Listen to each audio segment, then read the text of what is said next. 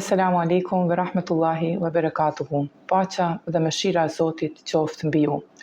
Të nderuar ndjekës Radios Fatih, mirë se takohemi në emisionin Bisedat e Ramazanit, ku tashmë u bë traditë e organizimeve tona në kuadër të Bashkësisë Islame në Maltezi për nder të muajit të bekuar të Ramazanit. Në këtë emision të ftuar kemi edukatoren Medina Kajoshaj. Medina, mirë se na erdhe. Mirë se ju gjetëm. Si po i kaloni këto ditë të muajit të bekuar të Ramazanit? Elhamdulillah, jam duke i kaluar shumë mirë në qetësi dhe reflektim dhe jam duke u munduar që ta shfrytëzoj sa më shumë këtë kohë të bekuar.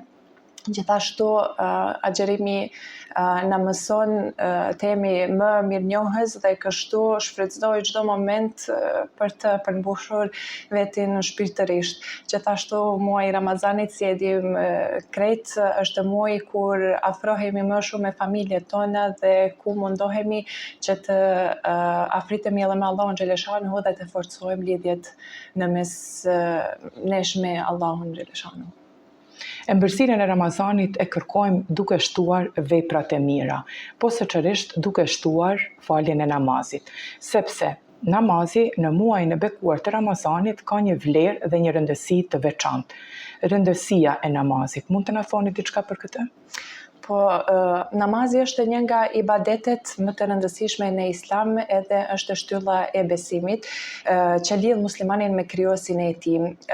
Ai nuk është thjesht një detyrë, por është një mundësi që ne të pastrojmë shpirtin, të gjejmë paqe të brendshme dhe qetësimin në kohë të përditshme.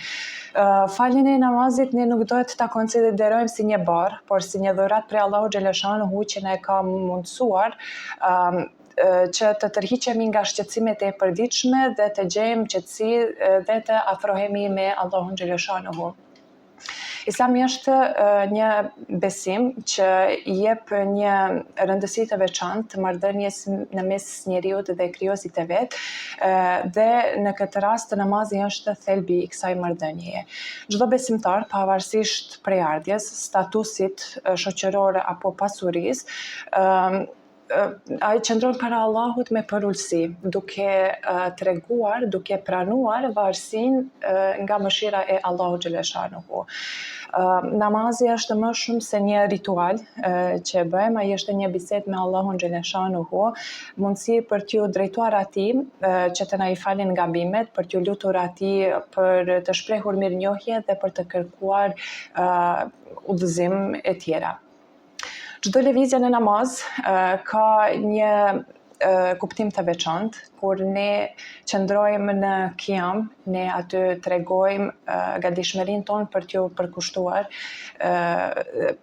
për të përkushtuar veten Allahu xhaleshanuhu. Kur përkulemi në ruku, ne jemi të përullur para Allahu xhaleshanuhu dhe vetë sejdja kur ulemi, kur vjemi në sejdë dhe në momentin kur e vejmë ballin në tokë, ne jemi atëherë tregojmë nivelin më të lartë të nënshtrimit, duke pranuar se na jemi krejtësisht të varur nga mëshira dhe falja Allahu xhaleshanuhu. Sejdja është momenti gjithashtu kur jemi më afër krijosit ton dhe kjo është momenti kur duhet ta shfrytëzojmë që të bëjmë dua sa më të sinqerta. Përveç vlerave shpirtërore, namazi ka gjithashtu edhe shumë përfitime psikologjike dhe fizike.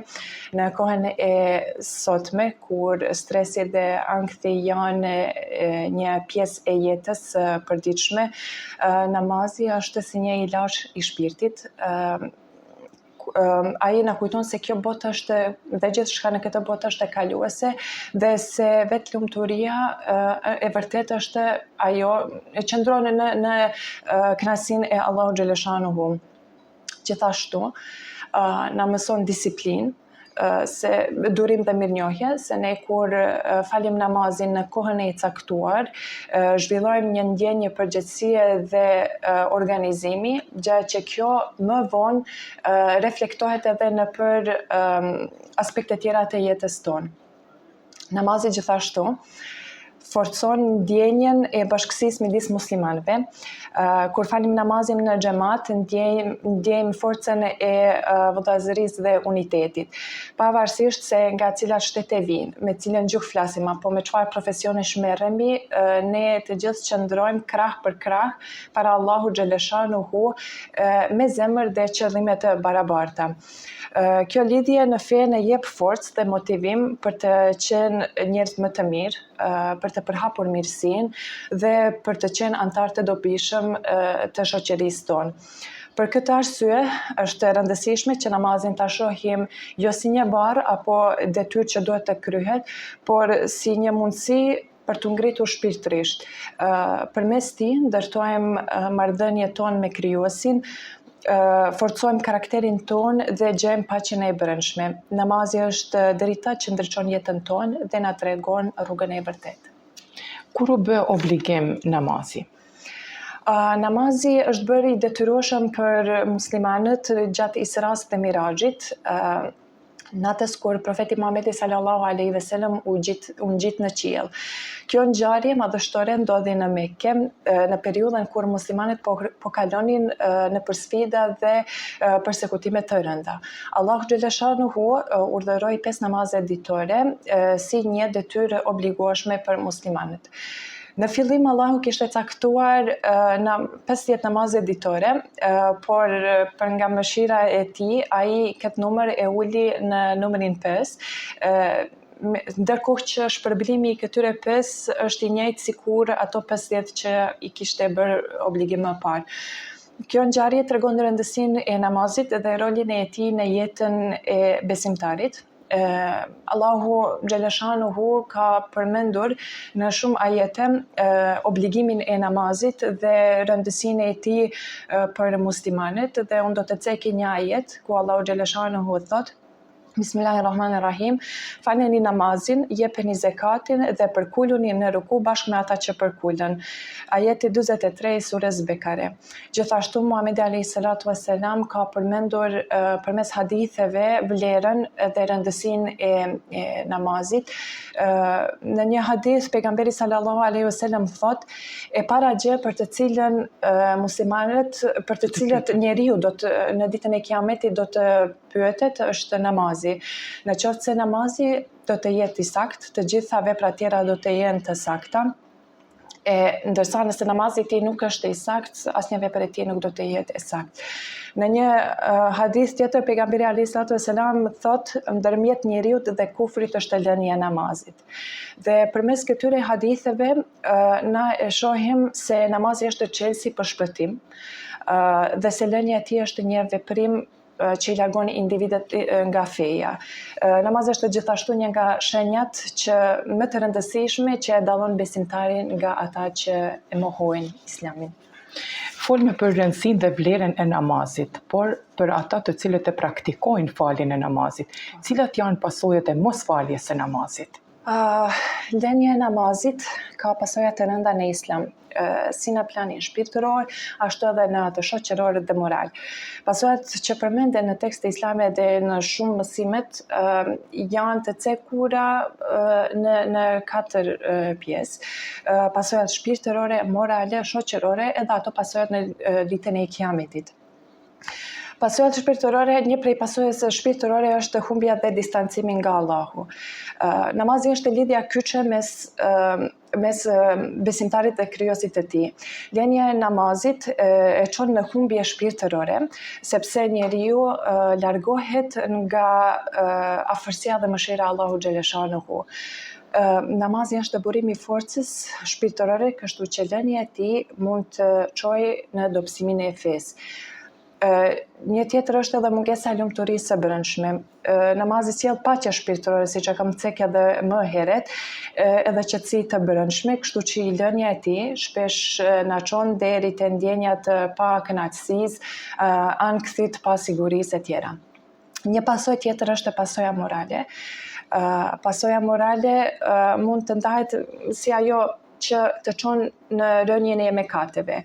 Namazi është mjet për të mbrojtur individin nga veprat e këqija dhe mëkatet. Allahu xhaleshanuhu në një ajet ka thënë se namazi largon nga të këqijat dhe çdo gjë e shëmtuar. Kjo është përmendur në ajetin 45 të surës Al-Ankebut.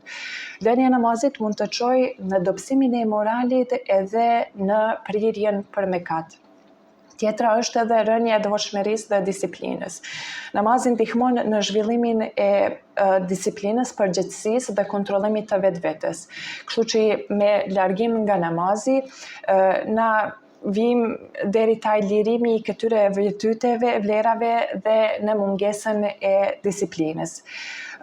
Një pasojë tjetër është edhe pasojja shoqërore, dobësimi i ndjenjës së bashkësisë mes muslimanëve. Namazi, veçanërisht në xhamat, forcon ndjenjen e bashkësisë mes besimtarëve, kurse lënia e namazit mund të çojë në dobësimin e kësaj ndjenje, sepse namazi lidh besimtarët në fe. Një tjetër është edhe humbja e besimit në shoqëri. Një person që shpesh lë namazin mund të jetë shembull i keq për të tjerët e posaçërisht për gjeneratat e reja. Kështu dhe kjo mund të jetë arsye që të dëmtoj normat shoqërore brenda komunitetit musliman. Një pasojë e fundit që do ta cek unë është edhe pasojja në ditën e Kiametit. Atë e ceka edhe më herët në një hadith të pejgamberit alayhis salatu wasalam, ku ka përmendur që gjëja e parë që do të jem të pyetur në ditën e Kiametit është namazi, dhe se punët dhe tjera tona do të vlerësohen në bazë të namazit, në qoftë se është ai i saktë, gjitha vlerat kanë me kanë të sakta, në qoftë se jo, as vlerat tjera nuk do të jenë, veprat tjera nuk do të jenë të sakta. Ve Allahu din më së miri.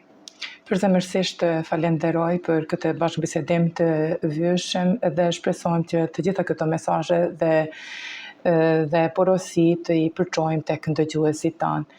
Duke lutur të Madhin Zot që të na e pranoj duat tona, agjërimin ton, namazin ton, këtu e përfundoj emisionin e sotëm. Ju faleminderit për vëmendjen e treguar. Esselamu alaikum wa rahmetullahi wa barakatuhu.